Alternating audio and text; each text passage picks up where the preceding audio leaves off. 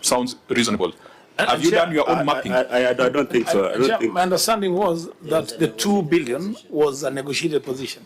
Was it not? That the CRA had proposed 4 point something, then it was contested, and then stepped down to 2 billion. Chairman, personally, I've not engaged in any negotiation with CRA over this figure. But as a CEO of the entity, what is your on-source revenue?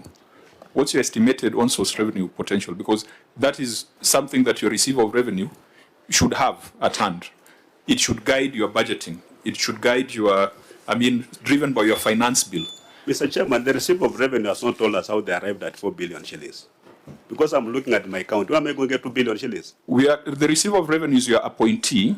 Leave alone the CRA. Leave alone the CRA. I'm now asking, in your own assessment, what is your OSR potential? We can forget about the CRA for a minute. Yeah, my potential from what I've been telling my team is that we look at how much the county council of Trans Nzoia was collecting before the advent of devolution, and how much the Kitale municipality was collecting, and in total it was about 800 million with the fewer revenue streams.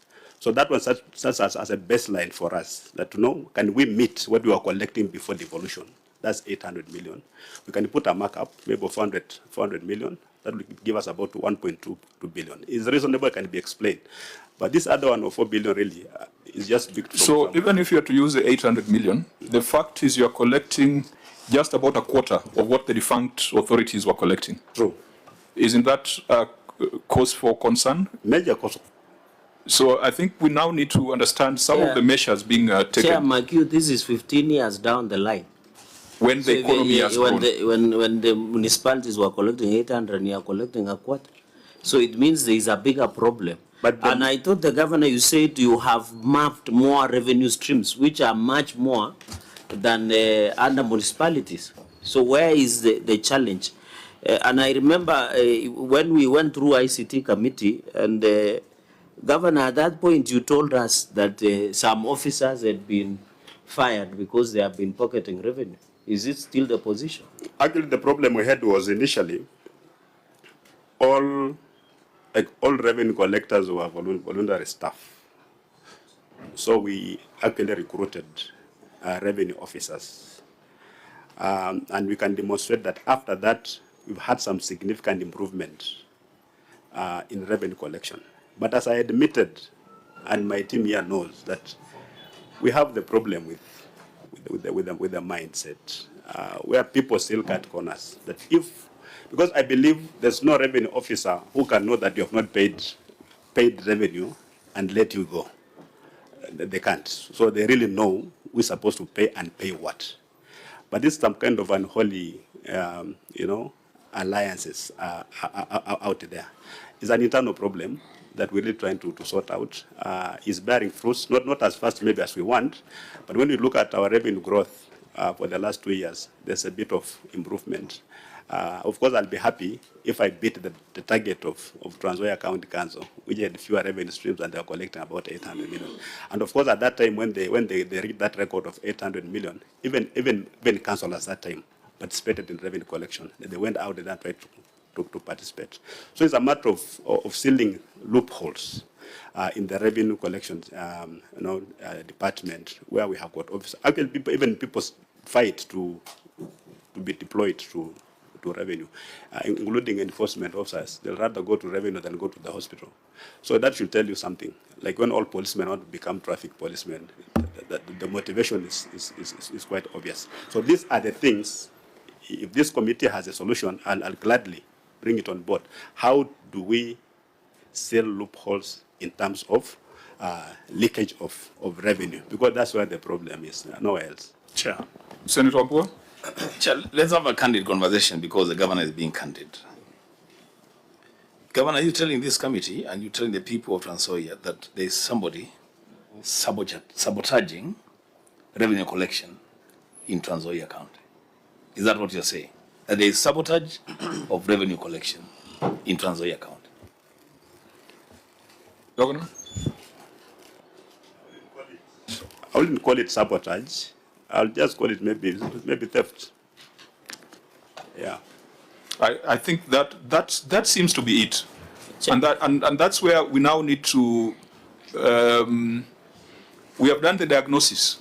It is our job to do the prescription as a Senate.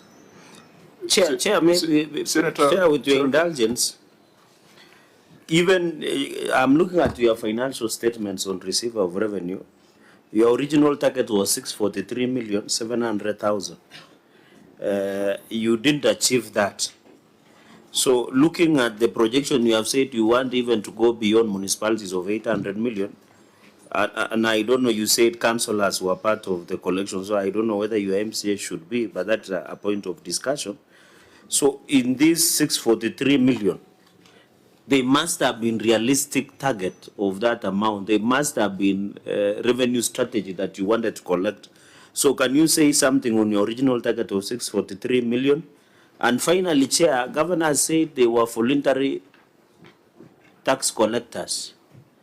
Is it who was the greatest tax collector in the Bible, Bishop? so Chair, Bishop is always right. You want me to tell you the name? You know the name. So I don't know whether you are calling it revenue collectors. So can you tell this committee they were temporary? So how much did you confirm them to PNP so that they can be used? And number two, I ask a very specific questions. Are there any officers in revenue that have been fired? Are there, Governor, as there revenue officers that have been fired? They are on disciplinary action has been taken or administrative action? And how many are there? Because it looks like, Governor, you are aware there is a problem. Kuna watu wanakula. But you have taken a back seat and say, you know, I'll just go and tell the committee of the Senate there are people who are stealing our revenue. They'll give me the prescription. I thought you should be telling us, Governor, you should be telling, I found 10 revenue collectors, I have fired 10. I have reported to DCI or ESCC for action to be taken. Because if you come and tell this committee through the chair with the indulgence that money is being stolen, but can the committee give us a solution? It should be presenting that these are demonstrative action, these are investigations ongoing, this is what we have done, we have confirmed into permanent and pensionable. Because the fact that everybody wants to be in revenue collection, it means there is a bigger problem than we thought. So can Governor highlight on that? Okay, Senator Mwaruma, then the Governor may respond so that we can move to the other questions on the system. Yeah, the Governor indicated that there are challenges in terms of collecting revenue from the national government. How much do you think, if the national government cooperated, you would collect from the land belonging to the national government? What efforts have you undertaken to collect that revenue? Do you have any annexures or, any support to show that you've made steps towards collecting such revenue? That would be my question. Governor? Mr. Sorry, maybe Senator Chesang, so that you can consolidate the questions. Thank you, Chair.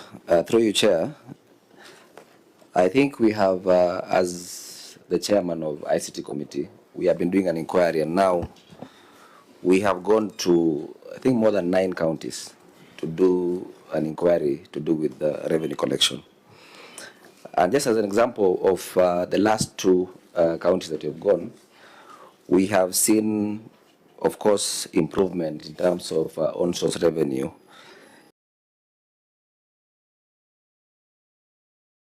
In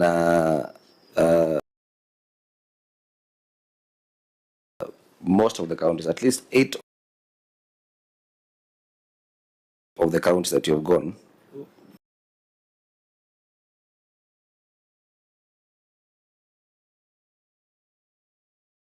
we have seen improvement.